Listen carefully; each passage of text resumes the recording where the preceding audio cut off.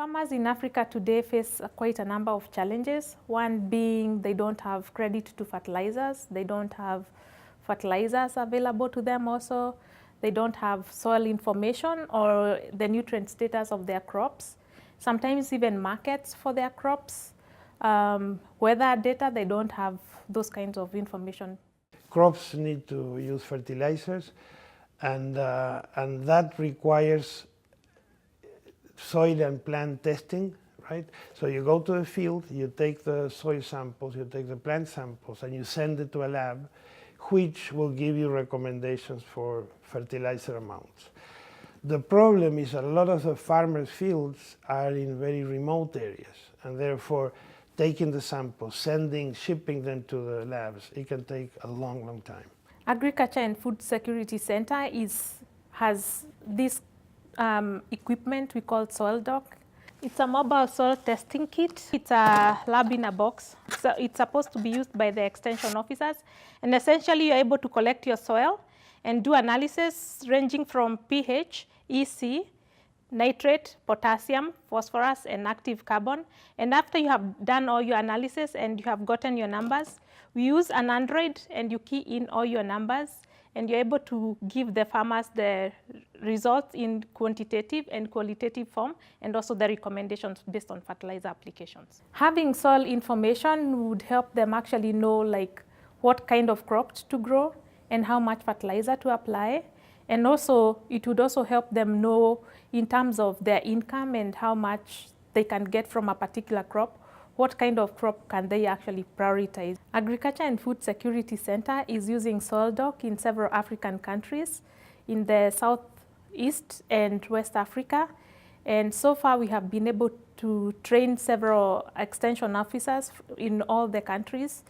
And these extension officers actually have been able to sample several thousands of farmers' fields and give them back results and recommendations to these farmers. The SoilDoc is missing one component, which is the climate information. If you have a very poor growing season, climatologically very poor, it doesn't make any sense to add a lot of fertilizers. It's because the most limiting factor will be available water to the crops. And so you will not solve that problem by increasing your nitrogen fertilizer.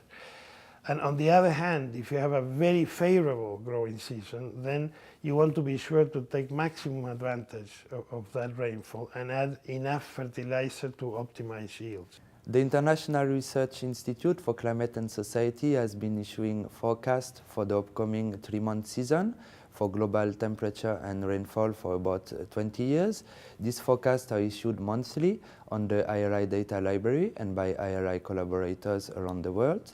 However, due to their cost special resolution and to the fact that they provide rainfall information but for the 3 months of the season, the use of this seasonal forecast for decision making in agriculture is quite challenging. So the innovation in this project will be to increase the spatial resolution of this seasonal forecast, but also explore the predictability at lower time scale using the IRI data library technology, which is portable on Android, and hence we will be able to deliver this climate information alongside SoilDoc recommendations. Weather and climate information would help them actually be able to know when do I plant. Do I need to wait until the rainfalls are about to start? Or do I need to forgo this season and plant next season? Or do I need to plant a more drought-resistant crop? Agriculture and Food Security Center's SoilDoc kit long-term goals would be to reach to all small-scale farmers in developing nations, not only Africa, but Asia and Latin America, and be able to do soil analysis and also work with fertilizer companies to make blends which are specific for each crop and in each region.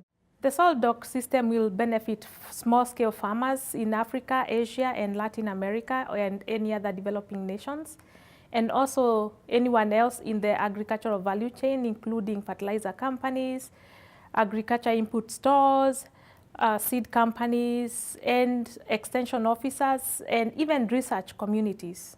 So this project could actually leverage other applications in different sectors, in the sense that we will tailor climate information for a specific application, which is agriculture in this sense.